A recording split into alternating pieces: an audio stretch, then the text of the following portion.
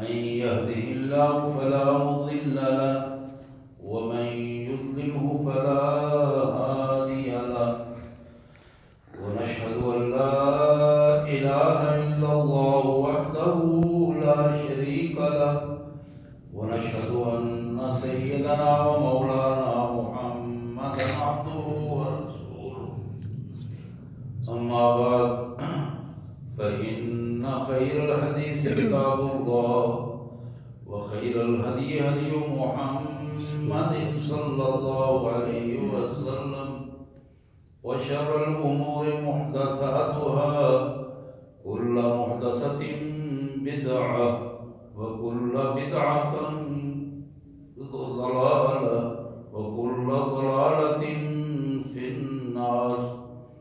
قال الله تبارك وتعالى في الكلام المجيد والفرقان الحميد: أعوذ بالله من الشيطان الرجيم. بسم الله الرحمن الرحيم. يا أيها الرسل كلوا من الطيبات واعملوا صالحا إني بما تعملون عليم. وإن هذه أمتكم أمة واحدة وأنا ربكم فاتقون. فتقطعوا أمرهم بينهم زبرا كل حزب بما لديهم فرحون. فذرهم في غمرتهم حتى حين أيحسبون أنما نمدهم به من مال وبنين نسارع لهم في الخيرات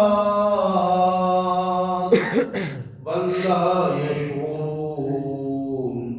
إن الذين هم من خشية ربهم مشفقون والذين هم بآيات ربهم يؤمنون والذين هم بربهم لا يشركون والذين يؤتون ما أتوا وقلوبهم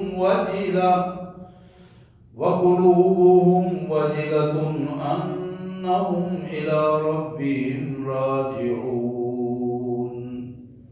أولئك يسارعون في الخيرات وهم لها سابقون ولا نكلف نفسا إلا وسعها ولدينا كتاب ينطق بالحق وهم لا يظلمون. بل قلوبهم في غمرة من هذا ولهم أعمال من دون ذلك هم لا عاملون. حتى إذا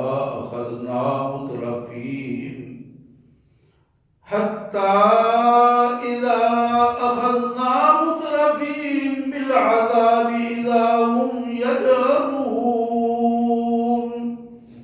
لا تجهروا اليوم إنكم منا لا تنصرون. قد كانت آياتي تتلى عليكم فكنتم على أعقابكم تنكصون مستكبرين به سامرا تهجرون. أفلم يدبروا القول أم جاءهم ما لم يأت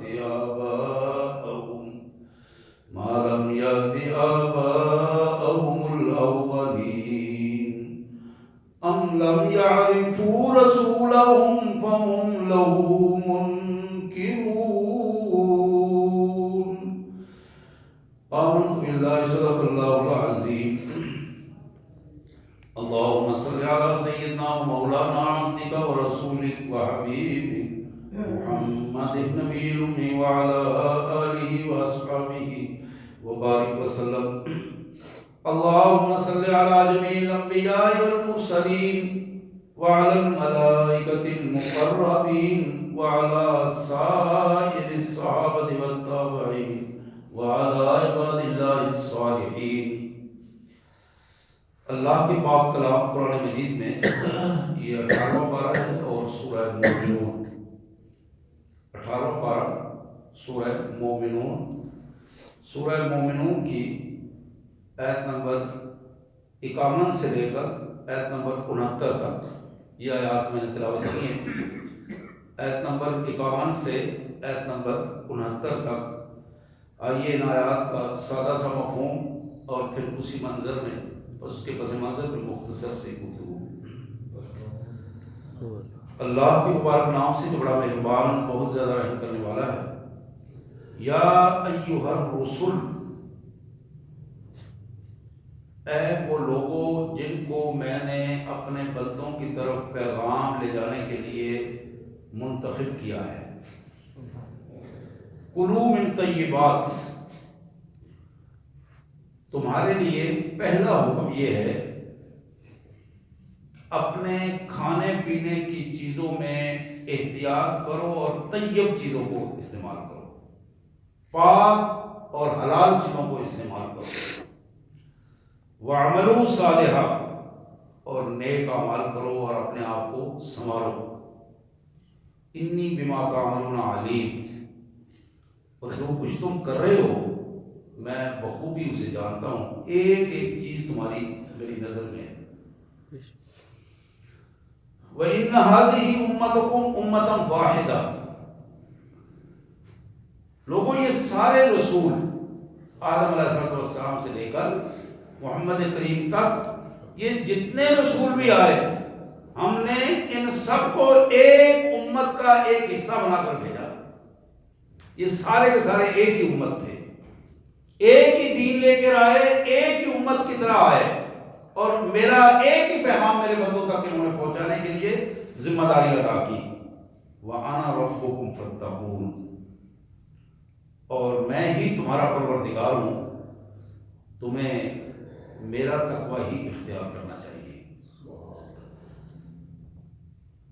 فَتَقَطَّعُوا أَمْرَهُمْ بَيْنَهُمْ زُبُرًا كُلُّ حِزْبٍ بِمَا لَدَيْهِمْ فَرِحُونَ، ان رسولوں کے آنے کے بعد، تعلیم ہو جانے کے بعد،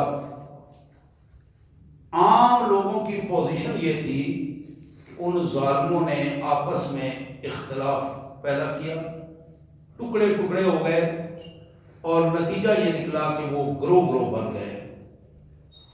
کل حزب بما لدیہم فرحون، ہر گروہ جو کچھ اس نے اپنے گروہ بننے کے لیے طے کیا تھا اس پر وہ بڑا خوش ہے اور اپنے گروہ کو لے کر چل رہا ہے۔ فذرہم فی غمرتہم حتی حین، میرے رسول ان کو ان کے حال پہ چھوڑ دے۔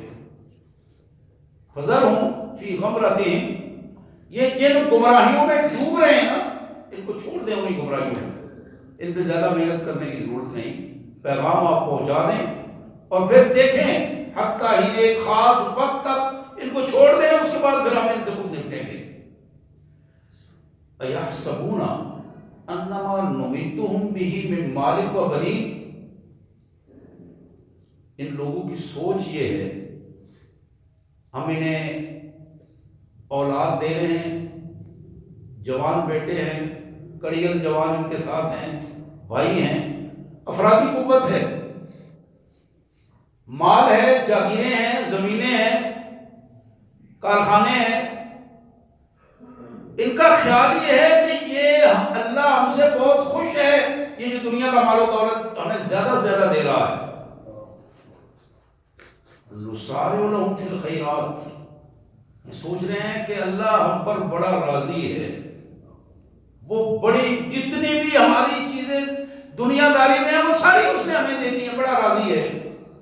اللہ فرماتے ہیں بل لا یشعرون، ان کو یہ اندازہ نہیں کہ ہم جب پکڑتے ہیں تو پھر کس طرح ہم پکڑتے ہیں۔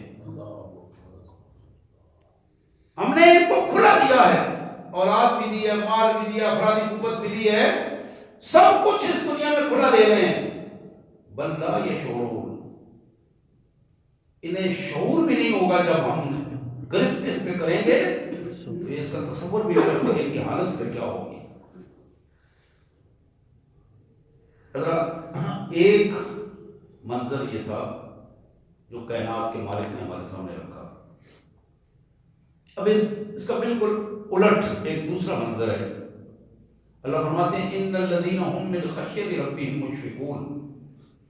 اسی معاشرے میں رہنے والے کچھ لوگ ایسے ہیں جو اپنے رب کے ڈر سے کانپتے رہتے ہیں، رات دن کوئی غلطی ہو جائے کانپنا شروع کر دیتے ہیں کہ اللہ ہمیں معاف کر دے، ہمارے ساتھ نہ جانے کیا ہوگا ہمارے ساتھ، بار بار اپنے اللہ سے رو رو کر معافی مانگتے ہیں۔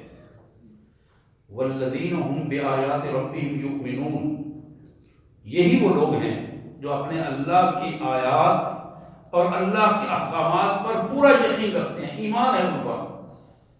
والذین هم بربهم لا یشرکون، یہی وہ لوگ ہیں اسی معاشرے میں رہتے ہوئے اپنے کسی دینی یا دنیاوی معاملات میں اللہ کے مقابلے میں کسی دوسرے کو شریک نہیں ٹھہراتے، اپنے اللہ پر توکل رکھتے ہیں، اللہ پر اعتماد رکھتے ہیں اور اسی یقین کے ساتھ اپنی زندگی گزار رہے ہیں۔ اللہ کے ساتھ شرک نہیں کرتے، نہ اس کی ذات میں، نہ اس کی صفات میں، نہ اس کے حقوق میں۔ والذین یؤتون ما آتوا، یہ وہ لوگ ہیں جو کچھ ہم نے انہیں عطا کیا ہے، مال تو اس دنیا میں تو خالی آتا ہے، ان کے پاس تو کچھ نہیں تھا، یہ تو ہم نے انہیں دیا، اور وہ ہمارے بندے جنہیں ہم نے مال دیا، ہم نے دولت دی، یہ ہمارے بندے وہ ہیں جو ہمارے راستے میں زیادہ سے زیادہ اسے خرچ کرتے ہیں۔ وَقُلُوبُهُمْ وَجِلَةٌ، اپنے ہاتھوں سے خرچ کر رہے ہیں، اللہ کی رضا کے لیے خرچ کر رہے ہیں، اور ان کے دل اپنے مالک کی طرف متوجہ ہو کر رو رہے ہوتے ہیں، یا اللہ اس سے زیادہ ہوتا تو ہم زیادہ تیرے حضور دے دیتے، ہم مالک یہ تو تیرا ہی دیا ہوا ہے، تیری توفیق ہے کہ ہم تیرے نام پہ تیرا مال دے رہے ہیں۔ انہم الی ربہم راجعون، ان ڈرے ہوئے دلوں سے وہ یہ بار بار سوچتے ہیں کہ کل جب اپنے مالک کے حضور جائیں گے اس وقت ہمارے پاس کیا ہوگا۔ اولئک یسارعون فی الخیرات وہم لہا سابقون، یہ وہ لوگ ہیں جو اللہ کے حکموں پر کی اطاعت کے لیے، رسول اللہ صلی اللہ علیہ وسلم کی سنتوں پر عمل کرنے کے لیے ایک دوسرے سے آگے بڑھ جانے کی کوشش کرتے ہیں۔ وہم لہا سابقون، اور پھر بڑی بات یہ ہے کہ وہ اسی پوزیشن میں اپنے اس نیکی اور خیرات کو حاصل کرنے کے لیے ایک دوسرے سے سبقت لینے کی کوشش کر رہے ہیں، آگے بڑھنے کی کوشش کر رہے ہیں۔ لوگوں سن لو، کائنات کے مالک فرماتے ہیں کہ لوگوں میرے بندو سنو، ولا نکلف نفسا الا وسعها، ہم جس بندے کو جو ذمہ داری دیتے ہیں اس کی وسعت سے بڑھ کر وہ ذمہ داری نہیں ہوتی۔ ہمیں معلوم ہے کہ ہم نے اپنے بندے کو کتنی ہمت دی ہے، اسی کے مطابق اس کو ذمہ داری دیتے ہیں۔ وَلَدَيْنَا كِتَابٌ يَنطِقُ بِالْحَقِّ وَهُمْ لَا يُظْلَمُونَ، اور ہاں ہمارے پاس ریکارڈ بھی ہے، وہ ریکارڈ جس میں تبدیلی نہیں کی جا سکتی۔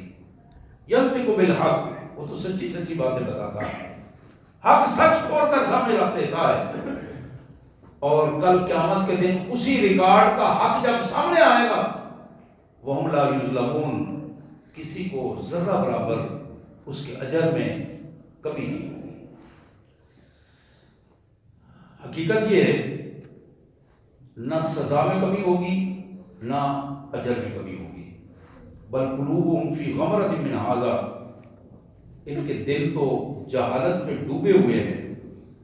وَلَهُمْ أَعْمَالٌ مِّن دُونِ ذَلِكَ هُمْ لَهَا عَامِلُونَ، اور جو کچھ وہ زبان سے کہتے ہیں ان کا کردار اس کی گواہی نہیں دیتا۔ ذاتی زندگی میں ان کے اعمال اور ہیں، لوگوں کے سامنے ان کے اعمال اور ہیں۔ وَلَهُمْ أَعْمَالٌ مِّن دُونِ ذَلِكَ، جو یہ شو کر رہے ہیں وہ نہیں ہے، اندر سے ان کی کیفیت کچھ اور ہے۔ وَهُمْ لَهَا عَامِلُونَ، اور اپنے اس غلط مقاصد کو حاصل کرنے کے لیے یہ بڑی توجہ کرتے رہتے ہیں۔ حَتَّى إِذَا أَخَذْنَا مُتْرَفِيهِمْ بِالْعَذَابِ إِذَا هُمْ يَجْأَرُونَ، پھر ایک وقت آتا ہے جب ہم کسی آبادی، قصبے، شہر کے جو مترف ہوتے ہیں، مترف کھاتے پیتے لوگ، با اختیار لوگ، بڑے بڑے صنعتکار، بڑے بڑے چودھری، با اختیار لوگ جو لوگوں پر دھونس جمائے ہوئے اپنے اس معاشرے کو کنٹرول کیے ہوتے ہیں، اپنے پیسے کے بلبوتے پر اور وسائل کے بلبوتے پر انہوں نے معاشرے کو کنٹرول کیا ہوتا ہے، اور پھر اپنی مرضی کے مطابق اور اپنی شیطانیت کے رویے کو اس حوالے سے وہ فروغ دے رہے ہوتے ہیں۔ جب ان کو ہم قابو کر لیتے ہیں، جب وہ قابو آ جاتے ہیں اللہ کا عذاب، تو پھر وہ ڈکارنا شروع کر دیتے ہیں۔ یہ یجعلون کا لفظ جو ہے یہ استعمال ہوتا ہے اس جانور کے لیے جس کو مار پڑ رہی ہے، اور جانور جب وہ آواز نکال رہا ہے، خاص کر بیل کی جو آواز ہے اس کے لیے یہ لفظ استعمال ہوتا ہے کہ جب بیل کو مار پڑ رہی ہو تو بڑی عجیب سی خوفناک آواز اس کی زبان سے نکلتی ہے۔ یہی وہ کیفیت ہے، اللہ فرماتے ہیں کہ وہ مطرف جو بڑے بڑے بدماش، جو بظاہر تو بڑے نیک ہیں، لوگوں کے سامنے ان کے اعمال اور ہیں، لیکن اندر اندرونی سازشیں ان کی اور ہیں، اور وہ معاشرے کو پریشان کیے ہوئے اپنی سازشوں کی وجہ سے، اللہ فرماتے ہیں جب ہم ان کو قابو کرتے ہیں تو پھر ان جانوروں کی طرح وہ ڈکارتے ہیں اور آوازیں نکالتے ہیں، اور پھر ان کے چھوٹنے کی کوئی پوزیشن بنتی نہیں۔ اور پھر قیامت کے دن بھی ہم اسی طرح ان کو قابو کریں گے، قیامت کے دن بھی ان کی یہی آوازیں ہوں گی، ہم ان کو بتائیں گے کہ لا تجاروا اليوم، یا جانوروں کی سی آوازیں مت نکالو، انکم منا لا تنصرون، ہماری طرف سے کسی بھی مدد یا نرمی کا کوئی تصور نہیں ہے۔ آج تمہیں جو مار پڑے گی اس میں نرمی کا کوئی تصور نہیں ہے، کسی مدد کا کوئی تصور نہیں ہے، وہ پڑھ کر رہے گی، اس لیے کہ تم نے دنیا میں ہمارے حکم کے مطابق عمل نہیں کیا تھا، تم نے دنیا میں ہمارے اعمال کو بظاہر دھوکہ دینے کی کوشش کی اور خود فریبی میں مبتلا رہے۔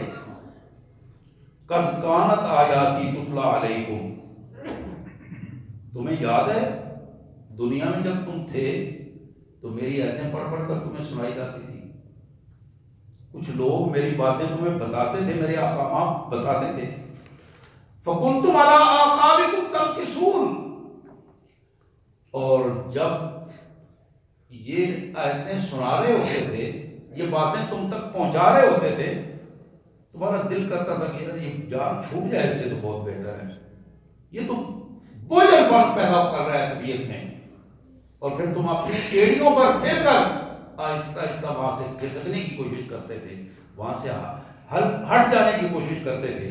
یہی تمہارا رویہ رہا ہے، مستكبرین، ہمارے حکم کے مقابلے میں تکبر سے، اس کو سنا نہیں، ہمارے سنانے والے کی بات تم نے نہیں سنی، ہمارے پیغام کو تم نے مسترد کر دیا، حالانکہ وہ تمہارے لیے ہی تو تھا، اس کے باوجود تم نے اس کی تلخی کو محسوس کر کے اس سے دور ہوتے چلے گئے۔ مستکبرین بہ سامرا تہجرون، پھر راتوں کے اندھیروں میں، دن کی روشنی میں تم نے اپنے آپ کو اللہ کی آیات اور اللہ کے پیغام سے الگ کر دیا۔ فَلَمْ يَدَّبَّرُوا الْقَوْلَ أَمْ جَاءَهُم مَّا لَمْ يَأْتِ آبَاءُهُمُ الْأَوَّلِينَ، کیا ان باتوں پر یہ لوگ سوچتے نہیں ہیں، غور نہیں کرتے، یا پھر ان کے پاس وہ کچھ ابھی آیا نہیں جو ان آبا و اجداد ان کے بھگت چکے ہیں۔ ہم لم یعرفوا رسولہم، کیا انہوں نے اپنے رسول کو نہیں پہچانا؟ اس کے پہچاننے میں ان کو کوئی مشکل پیش آ رہی ہے؟ وہ ہم لوگ منکرون، یہ تو رسول کو پہچاننے سے بھی انکار کر رہے ہیں۔ نستغفر اللہ و نتوب الیہ۔ حضرات، یہ آیات مبارکہ تھی 18ویں پارے کی سورہ مومنون۔ سورہ مومنون ہر جمعے کو یہ جو زیادہ آیات میں تلاوت کرتا ہوں تو مقصد یہ ہوتا ہے کہ قرآن پاک کا ایک پیغام ہم تک پہنچے، اللہ کا پیغام ہم تک پہنچے، اور وہ پیغام یہ ہے کہ اس قرآن کے ساتھ اپنے آپ کو وابستہ کرو۔ میں اپنی بہنوں سے بھی بار بار کہتا ہوں، آپ سے بھی کہہ رہا ہوں کہ قرآن سے وابستہ کرو اپنے آپ کو، جوڑو قرآن سے۔ یہ زندگی تھوڑی سی ہے، نہ جانے کب ختم ہو جائے گی، کس گلی میں شام ہو جائے گی، کام بالکل قریب ہے۔ اور جمعے کا دن تو آپ کے علم میں ہے کہ رسول کائنات صلی اللہ علیہ وسلم نے فرمایا کہ قیامت جمعے والے دن آئے گی، قیامت کا انعقاد جمعے والے دن ہوگا۔ جمعہ المبارک کا جو دن ہے، مسلمان اس دن زیادہ ایکٹیو ہوتا ہے، زیادہ ایکٹیو ہو کر جلدی اٹھتا ہے، جلدی اٹھ کے اللہ سے معافی مانگتا ہے، پھر نماز کو جلدی انداز میں ادا کرتا ہے خشوع خضوع کے ساتھ، اور پھر تیاری کرتا ہے جمعے کی۔ بالخصوص سچے ایمان والے لوگ جمعے والے دن سورہ کہف کی تلاوت بھی کرتے ہیں۔ محمد کریم صلی اللہ علیہ وسلم نے فرمایا کہ جو بندہ سورہ کہف کی تلاوت کرتا ہے ہر جمعے کو، اللہ تعالیٰ قیامت کی سختیوں سے بھی اسے محفوظ فرمائیں گے۔ یہ بھی ایک بہت بڑا انداز ہے۔ پھر نبی محترم صلی اللہ علیہ وسلم نے فرمایا کہ جو شخص جمعے والے دن مجھ پر زیادہ درود پڑھتا ہے، ایک وقت لگا کر شعوری طور پر اللہ کے پیارے رسول صلی اللہ علیہ وسلم کے لیے دعائیں کرتا ہے اور درود شریف پڑھتا ہے، جمعے والے دن اللہ تعالیٰ اس کی غلطیاں بھی معاف کرتے ہیں، درجات بھی بلند کرتے ہیں، اور اس پر اپنی رحمتوں کا نزول بھی فرماتے ہیں۔ حضرات، یہ آیات جو آج کے ہمارے زیر مطالعہ آیات ہیں، حقیقت میں ہمارے معاشرے کی ایک عکاسی ہے۔ مکہ مکرمہ کا ایک معاشرہ، اس سے پہلے کے معاشرے جو گزر چکے، اور آج کا معاشرہ، ان سارے معاشروں کو سامنے رکھ کر اس آیت پر غور کیجئے، وَإِنَّ هَذِهِ أُمَّتُكُمْ أُمَّةً وَاحِدَةً۔ دور حضرت آدم علیہ السلام کا ہو، جناب نوح ہو، جناب ابراہیم ہو، موسیٰ ہو، عیسیٰ ہو، یا محمد کریم صلی اللہ علیہ وآلہ وسلم ہو، سب کا دور ایک ہے، سب کا دور ایک ہے، ایک دین ہے، ایک اللہ ہے، اور اس اللہ کا ایک ہی پیغام ہے، اور وہ یہ ہے کہ میں ایک ہوں، اکیلا ہوں، بادشاہ ہوں، تم سارے میرے بندے ہو اور میرے بندے بن کر رہو۔ یہی وہ پیغام ہے جو امت کا پیغام ہے، اور امت کو امت بنانے کے لیے جب تک ہماری بنیادی سوچ نہیں بدلے گی، اس وقت تک معاملہ ٹھیک نہیں ہوگا۔ شعوری طور پر کوئی بندہ کاروبار کرتا ہے تو کاروبار کرنے سے پہلے منصوبہ بندی کرتا ہے، پلان بناتا ہے، مشاورت کرتا ہے۔ باشعور لوگ جو ہے وہ ضرور ان چیزوں کا اہتمام کرتے ہیں، اور پھر ان چیزوں کے بعد ایک پختہ سوچ بنتی ہے اس کی، اور اس سوچ کے مطابق اپنا سلسلہ شروع کرتا ہے، اور پھر معاملہ اللہ پر چھوڑ دیتا ہے۔ بالکل یہی پوزیشن ہے کہ دین کے حوالے سے ایک سوچ اپنے ذہن میں ڈیولپ کی جائے، اور وہ سوچ یہ ہے کہ میں اس دنیا میں آیا ہوں، خود نہیں آیا، میرے اللہ نے مجھے بھیجا ہے۔ میں کسی مقصد کے تحت آیا ہوں، بے مقصد نہیں آیا۔ مجھے اپنے اس دنیا میں آنے کے مقصد کو پہچاننا چاہیے، اور اس مقصد کو مجھے حاصل کرنا ہے، اچیو کرنا ہے۔ اس مقصد کو جس طرح بھی ممکن ہو اس دنیا میں رہ کر، میرے لیے مشکلات بھی آئیں، آزمائشیں بھی آئیں، سب کچھ ہو، لیکن کہیں ایسا نہ ہو کہ میں اپنے مقصد سے دور ہوتا چلا جاؤں۔ یہ وہ بنیادی سوچ ہے جو بندہ مومن کے اندر پیدا ہونی چاہیے. اگر یہ سوچ پیدا نہیں ہوتی تو وہ مسلمان بندہ اپنے اسلامی نظریے سے دور رہتا ہے. عام حالات میں بندہ اٹھتا ہے، مسلمان آدمی نماز پڑھتا ہے، نماز پڑھ کے اپنے گھر میں وہ کھانا وانا کھایا، تیار ہوا اور اپنے کام پہ چلا گیا. پھر رات کو اسی طرح دن گزار کے آیا اور پھر سو گیا. ایک زندگی ہے کولو کے بیل کی طرح کی زندگی کہ اپنے اس مدار میں اس نے گھومنا ہے، صبح اٹھا اور رات کو آگے سو گیا، اور یہ سارا سلسلہ اس طرح چلتا رہا. لیکن محمد کریم صلی اللہ علیہ وسلم نے فرمایا کہ جس بندے کا آنے والا دن پہلے دن سے زیادہ دین کے قریب نہیں ہے، زیادہ دین کو پر عمل کرنے کے قریب نہیں ہو گیا، اس میں تبدیلی نہیں آئی، وہ مقبول. من استوى یوما فهو مقبول. جس بندے کے 2 دن برابر گزر گئے پھر وہ تیسرا دن اس کی ہلاکت کا دن ہے. ہم تو ان کو بیٹھ کی طرح چل رہے ہیں نا، ایک ہی کام ہے، اٹھے چلے پھرے اور اپنے کام کو وقت دیا اور پھر آ گئے، سو گئے، صبح پھر اٹھ پڑے. موت تک یہ ایک سلسلہ ہے جو چلتا رہے. تو قرآن نے ہمیں بتایا کہ تم ایک بنیادی اپنی سوچ پیدا کرو. خدا کے بندو، تمہارا ایک نظریہ ہونا چاہیے، ایک سوچ ہونی چاہیے. وہ نظریہ اور سوچ یہ ہے کہ تمہیں اس کائنات میں کیوں بھیجا گیا. کیا یہ جو جانور ہیں جس طرح یہ اس کائنات میں، تم بھی اس طرح آگے. حضرات، جو بے مقصد لوگ ہیں، جن کی زندگیاں بے مقصد ہیں، جن کے پاس کوئی نظریہ، سچا نظریہ نہیں ہے، ان کی حالت یہی ہے.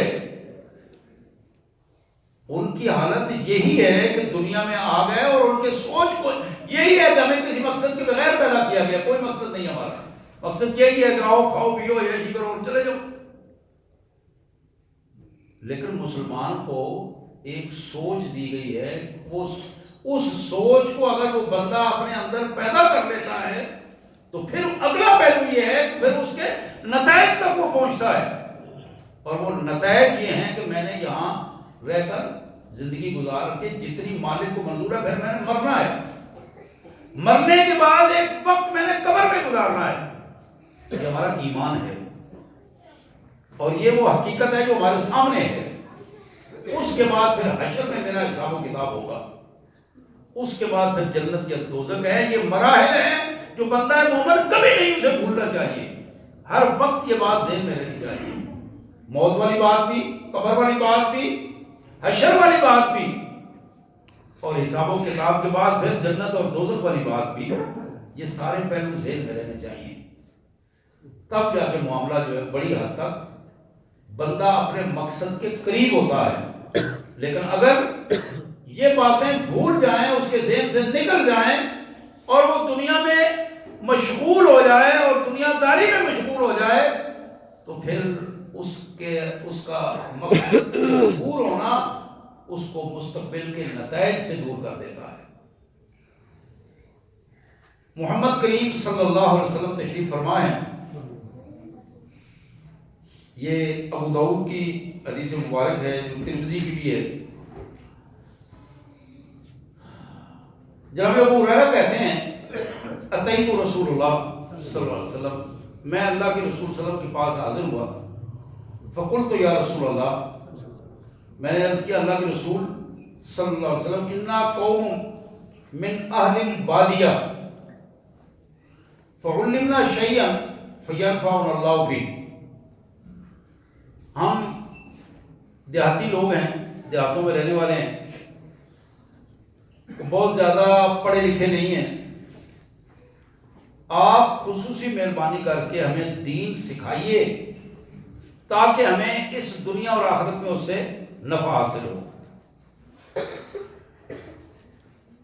تو ابو ہریرہ کہتے ہیں کہ رسول اللہ صلی اللہ علیہ وسلم نے پہلی بات جو ارشاد فرمائی، لا تحقرن من المعروف شيئا ولو ان تفرغ من دلوك في اناء المستسقي. پہلی بات جو آپ نے فرمائی کہ تم دنیا میں اس طرح رہو کہ کسی چھوٹی نیکی کو بھی کم تر نہ سمجھنا، چھوٹی نیکی کو بھی کم تر نہ سمجھنا، چاہے وہ اپنے کسی بھائی کے برتن میں چند قطرے پانی تم کیوں نہیں اس کو لا کے دے دیتے، پانی نہیں اسے مل رہا، تم اپنے برتن سے پانی اٹھا کے اس کو دے دیتے ہو۔ بظاہر یہ اتنی بڑی بات نہیں ہے، لیکن تم نہیں جانتے کہ اللہ کے ہاں اس کی کتنی بڑی اہمیت ہے، کتنی بڑی اہمیت ہے۔ اور کسی بھائی کے لیے کوئی چھوٹا موٹا کام کر دینا، اپنا کام چھوڑ کے اس کے ساتھ اٹھ کے چل پڑنا کہ میں تمہارا کام کروا دیتا ہوں، میرے بس میں ہے، میں کام کروا دیتا ہوں۔ کسی کے درست کام کے لیے تھوڑی سی کوشش کر کے اخلاص کے ساتھ، نیت کے ساتھ، یہ وہ پہلو ہے۔ میرے آقا صلی اللہ علیہ وسلم نے فرمایا کہ اس بندے کو اللہ اتنا اجر دیں گے جتنا ایک بندے نے مسجد نبوی میں 1 ماہ کا اعتکاف کیا ہو، مسجد نبوی میں 1 ماہ کا اعتکاف کیا ہو۔ حضرات، اس کا بالکل ایک دوسرا پہلو بھی ہمارے سامنے موجود ہے، اور وہ دوسرا پہلو یہ ہے،